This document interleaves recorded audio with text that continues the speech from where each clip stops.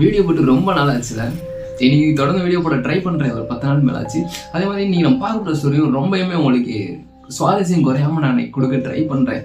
இந்த புராண காலகட்டத்தில் கதைகள் சொல்ல போகிற மாதிரி ஒரு பொண்ணுக்காக நிறைய போர் தொடுத்து அந்த அரசாங்கமே மாறி அந்த ஆட்சியை பிடிச்சி அந்த பொண்ணையும் பிடிச்ச கதையை நிறைய பேர் கேள்விப்பட்டிருப்பீங்க.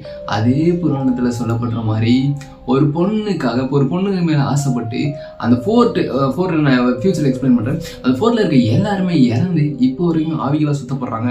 அந்த இடமே கைவிடப்பட்டு இந்தியன் கவர்மெண்ட், அதாவது தொல்பொருள் ஆராய்ச்சி பண்ணுவாங்களா, அவங்களே நீங்கள் இந்த ஃபோர்ட்டுக்குள்ள யாருமே நைட் டயத்தில் போகக்கூடாது, மீறி போனீங்கன்னா உங்க மேல சட்டப்படி நடவடிக்கை எடுக்கிறதுக்கு ரைட்ஸும் எங்களுக்கு இருக்கு. அது மட்டும் இல்லாம சூரியன் உதிக்கிறதுக்கு முன்னாடியும் சூரியன் மறைஞ்சதுக்கு பின்னாடியும் அந்த போர்ட்டுக்குள்ள யாருமே போகக்கூடாது அப்படின்னு சொல்றாங்க. இவ்வளவு செக்யூரிட்டி பர்பஸ் இருக்கிற அளவுக்கு அந்த கோட்டையில் என்ன நடந்துச்சு, அந்த கோட்டை கைவிடப்பட்டுச்சு, எல்லாரும் ஏன் இப்போ வரைக்கும் ஆவியாக சுத்தப்படுறாங்கன்ற சொல்லப்படுது அப்படின்ற ஃபுல் ஸ்டோரியை பற்றி தான் நான் உங்களுக்கு நீங்கள் எக்ஸ்பிளைன் பண்ணப்பேன். அந்த கதையை பற்றி நீங்கள் பார்க்குறோம். அது கூட நீங்கள் மறக்காம நம்ம சேனல் நீங்கள் புதுசாக வந்துருக்கீங்கன்னா மறக்காம சப்ஸ்கிரைப் பண்ணி அடுத்து என்ன வீடியோ போடலான்றதை கமெண்ட்ல சொல்லுங்க.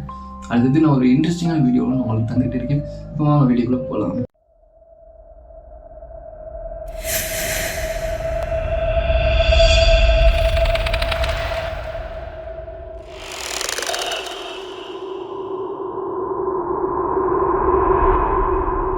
இந்த கோட்டையோட ஹிஸ்ட்ரி நம்ம தெரிஞ்சுக்கணும். இங்கிருந்து டிராவல் பண்ணி 16ஆம் நூற்றாண்டுக்கு போகணும். இது இந்தியாவில் ராஜஸ்தானில் இருக்க பாங்கர்ன்ற பிளேஸ் அமைஞ்சிருக்குதான் இந்த பாங்கர் ஃபோர்ட். இந்த ஃபோர்ட் வந்து பார்த்தீங்கன்னா பகவந்த் தாஸ் ஆட்சி காலத்தில் மாதவ் சிங், பகவந்த் தாஸோட 2வது மகனான மாதவ் சிங்காக இந்த ஒரு ஃபோர்ட்டும் கட்டி கொடுத்துருக்காங்க. இந்த ஃபோர்ட்டை கட்டும் போது ஒரு இன்சிடென்ட் நடந்திருக்கு. அதை நான் 2வதாகவும் முதல்ல நடந்த ஒரு இன்சிடென்ட்டை நான் இப்போ சொல்கிறேன்.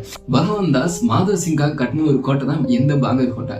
அவங்களோட சந்ததியில் வந்த அந்த நாட்டோட இளவரசியான ரத்னவதின்றவங்க பார்த்தீங்கன்னா அந்த ராஜஸ்தான்லேயே ஒரு மிகவும் அழகியாக கருதப்படுறாங்க. அவங்க 18 வயசுலேயே மற்ற மாநிலத்தில இருந்து அவளை பொண்ணு கேட்டு வர்ற அளவுக்கு அவர் ரொம்பவுமே அழகியா இருந்திருக்காங்க. ஒரு காலகட்டத்தில் அவங்களுக்கு திருமணமும் முடியுது. திருமணம் முடிஞ்சாலும் என்னன்னா அவங்க ரொம்ப அழகியா இருக்கனால அவங்களால வெளியே எங்கேயும் போக முடியல. இப்போயே ஒரு பொண்ணு அழகாருன்னா பின்னாடி ஒரு 4-5 பசங்க வர்றாங்களே, அந்த மாதிரி அவங்களுக்கும் எதுனா பிரச்சனை வந்துடக்கூடாது அப்படின்றனால கோட்டைக்குள்ளே இருக்காங்க. என்னதான் கோட்டைக்குள்ள இருந்தாலும் ரொம்ப போர் அடிக்கும் அப்படின்ட்டு ஏதாச்சும் ஒன்று கற்றுக்கணும் அப்படின்றதுக்காக அவங்க முடிவு பண்ணி கற்றுக்க செலக்ட் பண்ண ஒன்று தான் இந்த பிளாக் மேஜிக். அந்த சுற்றுவட்டத்தை பார்த்தீங்கன்னா இவங்க வெளியே எங்கேயுமே போய் படிக்க முடியாது. இவங்க வெளியே போனால் கூட அவங்கள பின்தொடர்ந்து யாரும் வந்து எதாவது பிரச்சனை வந்துடக்கூடாதுன்றனால எது கற்றுக்கணும்னாலும் கோட்டைக்குள்ள ஒரு ஆள் வந்து தான் அவங்களுக்கு சொல்லிக் கொடுக்குற மாதிரி இருக்குது. அப்படி அவங்க முடிவு பண்ணி அந்த சுற்று வட்டாரத்தில் இருந்த ஒரு பெரிய பிளாக் மேஜிஷியன் தான் சிங்கியா. அந்த சிங்கியாவையும் கோட்டைக்குள்ள வந்து அவங்களுக்கு சொல்லிக் கொடுக்கவும் வர சொல்கிறாங்க. அவரும் மட்டும் வந்து அந்த ராணிக்கும் சொல்லிக் கொடுக்கலாம்னு சொல்லி முடிவு பண்ணி சொல்லியும் கொடுக்குறாரு. சொல்லிக் கொடுத்து ஒரு 2 நாள் 3 நாள் ஆக ஆசை யாராவது விட்டுச்சு அப்படின்ற மாதிரி அவங்களோட அலைகளை மயங்கின சிங்கியா அவங்கள எப்படியாச்சும் அடையணும் அப்படின்றதுக்காக முடிவு பண்ணுறாங்க. இது தெரிஞ்சுக்கிட்டு அந்த இளவரசி இது தப்பு அப்படின்றதால சிங்கியாவையும் வெளியேயும் அனுப்பிடுறாங்க. அப்படி வெளியே போன சிங்கியா திருந்தவில்லை, அவங்களோட நினைப்பிலேயே சுற்றிட்டு இருந்திருக்காரு.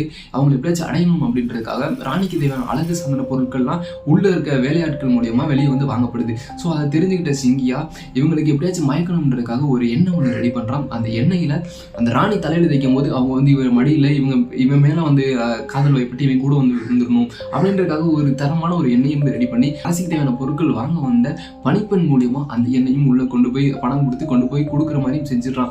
இதை யூஸ் பண்ணலான்னு சொல்லிட்டு போன அந்த ராணி அதை எடுத்து ஸ்மெல் பண்ணும்போது சம்திங் ஏதோ ஒரு வித்தியாசமான ஒரு வாடை வர்றதை உணர்றாங்க. அந்த எண்ணெயை ஸ்மெல் பண்ணோன்னா கண்டுபிடிச்சிடறாங்க. அதுக்கப்புறம் அந்த சிங்கியாவை அந்த கோட்டைக்கு முன்னாடி வர வச்சு ஊர் மக்களே பார்த்து பயந்து இதுக்கப்புறம் யாரும் இந்த தப்பை பண்ணக்கூடாது அப்படின்றதுக்காக ஊர் மக்கள் பார்வைக்கு முன்னாடி வச்சு அவனையும் கொள்ளலாம்னு சொல்லிட்டு முடிவு பண்ணி அவனுக்கும் தண்டனையை கொடுக்குறாங்க. அப்படி அவன் சாவுற அந்த கடைசி டயத்துல எனக்கு கிடைக்காத இந்த இளவரசி யாருக்கும் கிடைக்கக்கூடாது, அது மட்டும் இல்லாமல் இந்த கோட்டை என்னோட நாளையிற இந்த டயத்துல இந்த கோட்டையும் என்னோட சேர்ந்து அழிஞ்சிடும், அது மட்டும் இல்லாமல் இந்த கோட்டையில இருக்க இந்த போர்ட்ல இருக்க எல்லாருமே இறந்து ஆவிகளா சுத்தணும், மறுபிறவி இல்லாம அப்படின்னு சொல்லிட்டு ஒரு சாபமும் கொடுத்துட்டு அவனும் இறந்துறான். இது நடந்து நிறைய ஆட்சி மாறுது. ஆட்சி என்னதான் மாறினாலும் அந்த கோட்டையை சுற்றி தான் அவங்களால ஆட்சி பண்ண முடியுதே தவிர அந்த கோட்டைக்குள்ள வந்து அவங்களால எதுவுமே பண்ண முடியல. சில பல வருஷங்களால அந்த கோட்டையும் கைவிடப்படுது. நீங்க இந்த வீடியோ பார்க்குற இந்த டயத்துலயுமே அந்த கோட்டை ஒரு கைவிடப்பட்ட கோட்டையாகவும் இருக்கு. அந்த கோட்டைக்கு வெளியே இப்போ வச்சிருக்க போர்டு என்னன்னு பார்த்தீங்கன்னா, சூரியன் உதிக்கிறதுக்கு முன்னாடியும் சூரியன் மறைஞ்சதுக்கு அப்புறம் அந்த கோட்டைகளை யாரும் தயவு செஞ்சு போயிடாதீங்க, மீறி நீங்க போனீங்கன்னா அவங்க உயிருக்கே ஆபத்து. அது மட்டும் இல்லாமல் இந்த பேராநார்மல் இன்வெஸ்டிகேஷன் பண்ணுவாங்கல்ல, இந்த பேய் இருக்கா அந்த மாதிரி அவங்களும் உள்ள போனப்ப இந்த இடத்துல கோஸ்ட் இருக்கு அப்படின்றத நாங்கள் சொல்லலை, பட் ஏதோ ஒரு நெகட்டிவ் எனர்ஜி எங்களுக்கு ரொம்ப ஃபீல் ஆகுது, எங்களுக்கு டிஸ்டர்ப் ஆகுதுன்னு சொல்லிட்டு அவங்களா இருந்தாலும் சரி அங்கே டூரிஸ்டாக போன எல்லாருமே சொல்கிறாங்க. காலையில் 6 மணி வரைக்கும் 6 மணி டு சாயந்தரம் 6 மணி வரைக்கும் டூரிஸ்ட் பிளேஸாக இருக்க அந்த ஒரு இடம் 6 மணிக்கு மேலே இரவு சாயந்தரம் 6 மணிக்கு மேலே காலையில் விடிய காலை 6 மணி வரைக்கும் ரொம்பவுமே பயங்கரமான ஒரு பிளேஸாகவும் தான் இப்போ வரைக்குமே ராஜஸ்தானில் பார்க்கப்படுது. அந்த முதல் இன்னொரு இன்சிடென்ட் என்னன்னு பார்த்தீங்கன்னா, அந்த மாதவ் சிங் அவரோட பையனுக்காக கட்டி கொடுத்த கோட்டை தான் இந்த பாங்கர் ஃபோர்ட். கட்டுறதுக்கு முன்னாடி அந்த ஊர்லேயே ஒரு பெரிய ஆளாக ஒரு முனிவர் அந்த மாதிரி சொல்லலாம்ல, ஒரு சாமியார் அந்த மாதிரி அவர்கிட்ட போயிட்டு கேட்குறாங்க. மானசீக குருன்னு சொல்லிட்டு தான் மென்ஷன் ஆகுது. அவர்கிட்ட போய் கேட்கும்போது இப்படி நாங்கள் ஃபோர்ட்டு கட்டணும்னு சொல்லும்போது, இங்கே நிறைய பேர் இருக்காங்க, ஏன் நீ ஒருத்தனுக்காக யோசிக்கிற, ஒருத்தனுக்காக ஏன் இந்த கோட்டையை கட்டுறதுனா, இல்லை என் பையனுக்காக நான் கட்டி கொடுக்கணும்னு முடிவு பண்ணிட்டேன், நான் கட்டி கொடுக்க போகிறேன் அப்படின்னு சொல்கிறாரு. சரி ஓகே நீ கட்டிக்கோ, நீ என்னதான் ஃபோர்ட்டு கட்டினாலுமே நான் இருக்க இந்த குடிசையை தாண்டி உன்னோட கோட்டையோட நிழலும் ஏதோ விழக்கூடாது. அப்படின்னா என்னென்ன அர்த்தம்னு பார்த்தீங்கன்னா, என்னோட வீடு நான் இப்போ தங்கியிருக்க குடிசையோட உன்னோட பில்டிங் எதுவுமே பெருசாக வரக்கூடாதுன்றது தான் அங்கே கான்செப்டாக இருக்குது. உன்னோட நிழல் என்கிட்ட படக்கூடாது அப்படின்னு ஓகேன்னு சொல்லிட்டு அதுவும் அக்செப்ட் பண்ணிவிட்டு அவங்களும் கோட்டையை கட்டுறாங்க. கோட்டையை கட்ட ஆரம்பித்து ஸ்மூத்தாக இந்த நிழல் ஏதாவது அவர் சொன்ன மாதிரி அவங்களுக்கு ஆணை கொடுத்த மாதிரி அந்த மாதிரி தான் கோட்டையும் கட்டுறாங்க. சில பல வருஷங்களை கழித்து பார்த்தீங்கன்னா அந்த ஒரு முனிவரும் இறந்துடுறாரு. சாதுன்னு சொல்லுவாங்க அந்த ஹிந்தியிலே, சம்திங் எனக்கு தெரியல அந்த முனிவரை. அவரோட இறந்த பிளேஸ் இப்போ வரைக்கும் அது ஏன் அந்த ஸ்டோரியில் உண்மையாக கருதப்படுதுன்னா, அவர் இறந்த அந்த ஒரு கல்லறையும் இப்போ வரைக்குமே ராஜஸ்தானில் அந்த பாங்கர்ன்ற பிளேஸில் இருக்குது. அது அவர் இறந்துடுறாரு. இறந்து சில பல வருஷங்கள் கழிச்சு அவர் தான் இறந்துட்டாரு, இதுக்கப்புறம் இதுக்கு நம்ம அதை ஃபாலோ பண்ணணும் அப்படின்றதுக்காக அவங்க அந்த ஃபோர்ட்டையும் கொஞ்சம் கொஞ்சமாக கட்டி பெருசாக நினைக்கிறாங்க. அந்த ஃபோர்ட்டு கட்டி அப்படி உயரமாக கட்டி எழுப்பப்படுற அந்த ஃபோர்ட்டோட நிழல் அவரோட குடிசை மேலேயும் விழுகுது. அதுக்கப்புறம் தான் அந்த இது சாபம் ஆரம்பிச்சதாக சொல்லப்படுது. இப்போ வரைக்குமே அந்த ஒரு இடம் ஒரு கைவிடப்பட்ட பிளேஸாக தான் இந்தியாவில் பார்க்கப்படுது.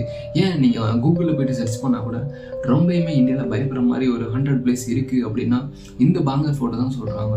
அப்படி அந்த கோர்ட்டில் என்ன தான் நடந்துச்சு அப்படின்றது இப்போ வரைக்குமே யாராலையும் எக்ஸாக்டாக சொல்ல முடியல. 2 ரீசன் மெயினான ரீசனாக சொல்லப்படுறது. ஒன்று அந்த முனிவரோட வீட்டை தாண்டி கட்டினதாகவும், அப்புறம் அந்த சிங்கியான்ற பிளாக் மியூசிஷியன் கொடுத்த சாபன்மால தான் அந்த இடம் இப்போ வரைக்குமே ஒரு கைவிடப்பட்ட ஒரு இடமாகவும் இருக்குது. அந்த இடத்துல இப்போ டூரிஸ்டாக போகிறவங்க கூட என்ன சொல்கிறாங்கன்னா, இந்த இடத்துல நாங்கள் உள்ளே போகும்போது எங்களுக்கு நல்லா அந்த இடத்துல எந்த ஒரு அமானுஷமாக இல்லை, பட் ஏதோ ஒரு நெகட்டிவ் ஃபீல் எங்களை உள்ளே இருக்க விட மாட்டேங்குது அப்படின்னு தான் சொல்கிறாங்க. அது மட்டும் இல்லாமல் காலையில் நார்மலாக இருக்க அந்த பிளேஸில் நைட்டு ஃபுல்லாக குரங்குகளாக சூழப்பட்டு அந்த இடமே ரொம்ப மோசமாக இருக்குது.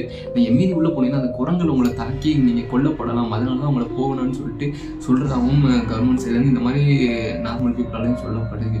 அப்படி அந்த குரங்குகள் என்னென்னு பார்த்தீங்கன்னா, அந்த போர்ட்டில் இருந்து இறந்து மறுபிறவி இல்லாமல் சுற்றுறவங்க தான் இப்போ குரங்கா பிறந்திருக்காங்க. மறுதிரும்பவும் மனிதராக கிடைக்காம குரங்கா பிறந்து அந்த இதில் சுற்றிக்கிட்டு இருக்காங்க அப்படின்னும் ரொம்ப ஸ்ட்ராங்காக சொல்லப்படுது.